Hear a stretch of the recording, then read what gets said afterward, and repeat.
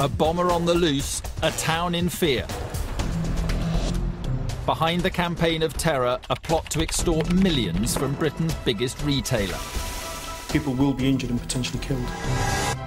A single threatening letter would start a huge manhunt.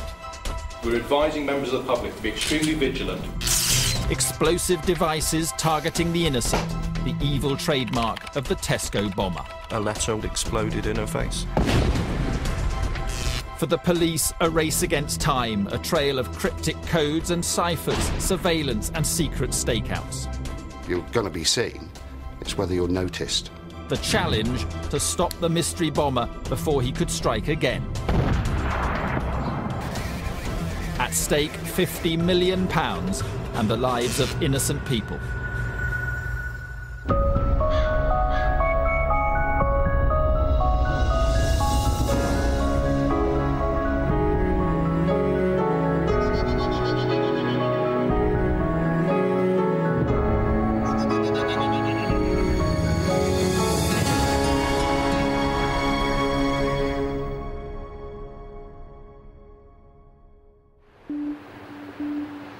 Bournemouth, on England's south coast, magnet for tourists and one of the wealthiest towns in the country.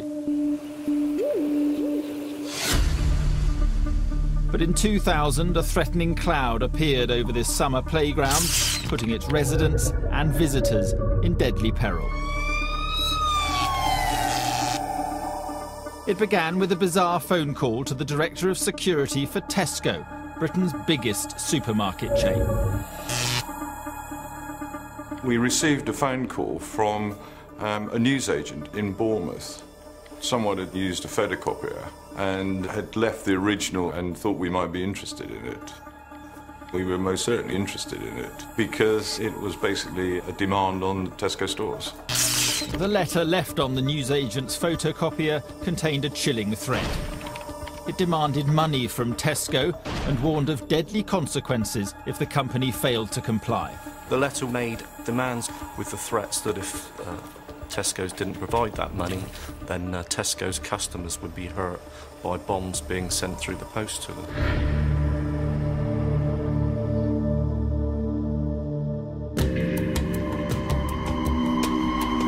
The letter contained few clues about the author's identity. It was signed Sally and was headed without prejudice. But unusually that was spelt incorrectly. The extortionists signed themselves off with a woman's name. But was this a woman? I think quite a few of us had our reservations that it was a woman, but again, we kept an open mind. But despite the mystery of who Sally really was, the letter made clear how Tesco were to deliver the money. He required that Tesco's produce club cards that would be placed in all of the Daily Echo's newspapers on a particular day, and that each of those club cards would have been set up and capable of being used in ATM machines.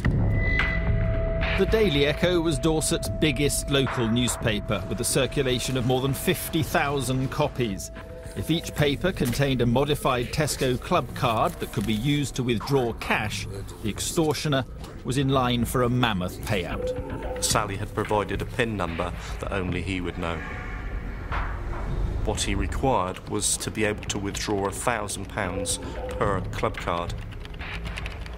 If all the club cards were set up to withdraw £1,000, effectively Tesco's could lose £50 million in a day.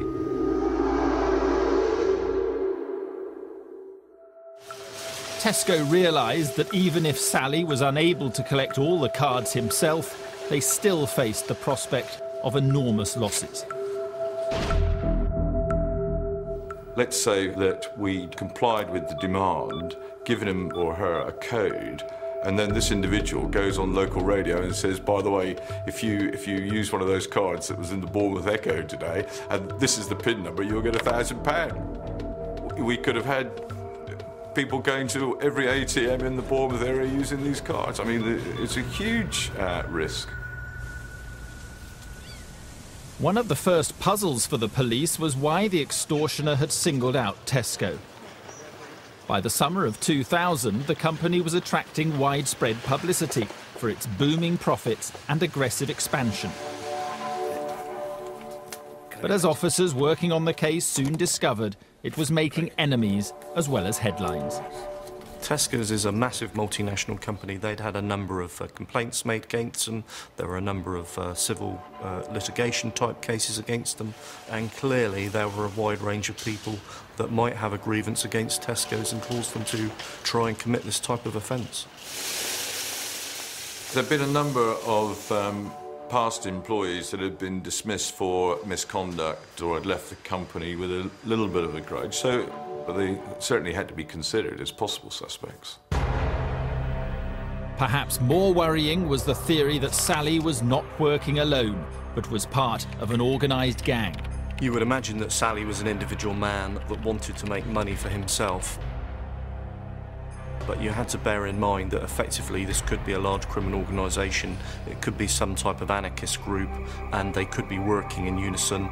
There was always a possibility of that. I mean, is this an activist group that are trying to get back at us or use us to promote their cause?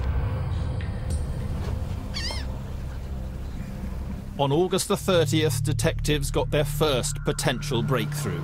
Tesco received a second threatening letter, identical to the first, except that it was fire damaged. Had the author had second thoughts after sending it? Sally may have been concerned that that original letter had been left on the photocopier. Perhaps he felt that he'd been seen. One of the considerations was that he or she had tried to destroy the letter that they'd posted.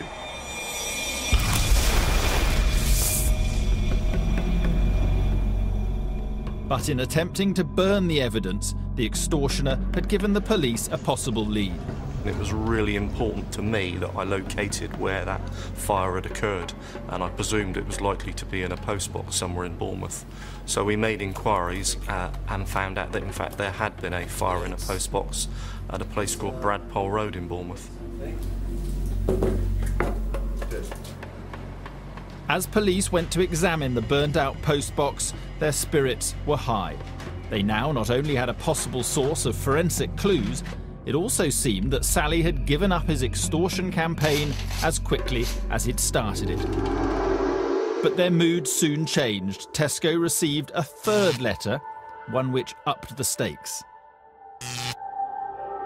It said small bombs were ready to be sent to its customers' homes. And if demands weren't met, the bombs would get bigger. When Tesco's received the letter at their Ferndown store, quite clearly this was a serious extortion demand. We were very keen to know what we were dealing with here. Did we have an individual who was determined to cause serious harm to Tesco's customers? What was this individual's motivation? Extremely concerning times for us and some questions that we need to get some answers to. But as Tesco examined the latest letter in detail, they discovered a serious flaw in Sally's plans. £1,000 was what he wanted for any single transaction. It's not possible to get £1,000 worth of notes through the ATM aperture. It won't work. The police didn't want Sally to feel they were ignoring his threats. They felt they had no choice but to contact him and explain the problem with his ATM plan. They would communicate via the Bournemouth Echo, just as the letters demanded. We used an undercover police officer to place an advert in the local paper asking Sally to contact us by way of a phone number, hoping that we could trick him into responding. The first secret message ran in the Echo on the 6th of September.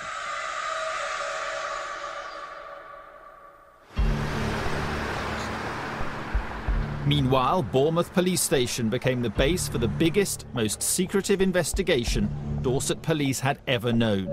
Operation Hornbill. There were about 100 officers that were working on the inquiry. We were working 24 hours a day. Officers were selected from across the whole force area and put onto this specific investigation. Our colleagues didn't actually know what we were investigating, and we weren't allowed to tell them. There was good reason for this secrecy. In 1990, a blackmailer named Rodney Whichelow was jailed for trying to extort millions of pounds from the food company Heinz. He'd carried out his threat to spike jars of supermarket baby food with broken glass and caustic soda. When police finally tracked him down, they found to their horror that he was a Metropolitan Police detective.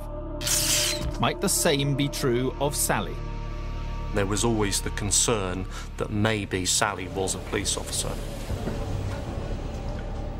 Some of the terminology used by Sally, he would say, "I've deployed a bomb," and the term "without prejudice," which he always used, gave the impression that maybe this was legal, it was police jargon, and we were again dealing with a police officer. But whoever Sally was, he'd suddenly gone quiet. He'd failed to contact the police on the number they'd supplied in the Bournemouth Echo.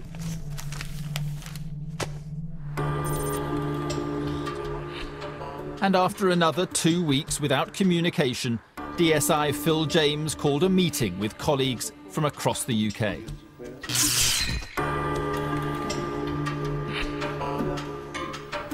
I was with senior officers from New Scotland Yard and from the National Kidnap and Extortion Unit. We were actually sitting there discussing the risk that Sally posed. He's not actually carried out any life-threatening menace. He's not actually sent any devices, and it's very difficult to assess the risk.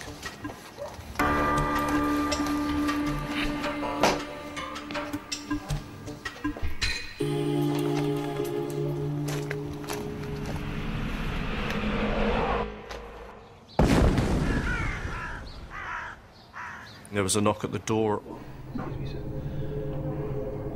and I was told by one of my officers that in fact an incendiary device, a firebomb, had just gone off. The atmosphere of the meeting suddenly changed. Clearly there was a risk, and the threat was very, very real. 3 weeks after the Tesco Bomber had written his first extortion demand, he carried out his threat. A device had exploded in a Bournemouth suburb, and police across the county were scrambled to the scene. There had been an explosion at an address in Ferndown. The female occupant had opened a letter which had exploded in her face. The victim was taken to hospital with minor injuries. Police called in the bomb squad. It was quite easy to see that what we had was the remains of a very small amount of incendiary composition. It had been functioning inside a CD cassette case, and that in turn had been inside a jiffy bag of about A5, A4 size. From a technical point of view, this is not a lethal device, but it could have set fire to property and obviously endangering the public. As the squad examined the device, it became clear that Sally was a resourceful bomb maker. The device had been functioned by a party popper. This had been cut down and inserted into the cassette case. A safety pin that was attached to the jiffy bag had possibly been used as the anchor to then pull the party popper as the cassette was removed from the jiffy bag.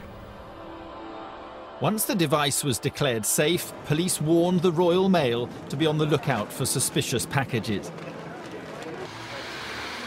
Within hours, they received an emergency call from a nearby sorting office. By the time we arrived, the police had done a good job of evacuating the immediate area, and obviously this was a fairly, major incident. The first priority really was to ascertain that we were dealing with the same level of threat, that we didn't, have devices that were significantly more dangerous. Well aware of the bomber's recent threat to deploy bigger devices, the bomb squad used a portable X-ray machine to scan the 3 packages. Having taken the X-rays and then realised that we were dealing with the same type of device, we came up with a plan. To preserve as much evidence as possible, the squad would defuse the letter bombs by hand. This wasn't a device that had actually, to my knowledge, been seen before. but it followed common principles. We had to separate the party popper string from the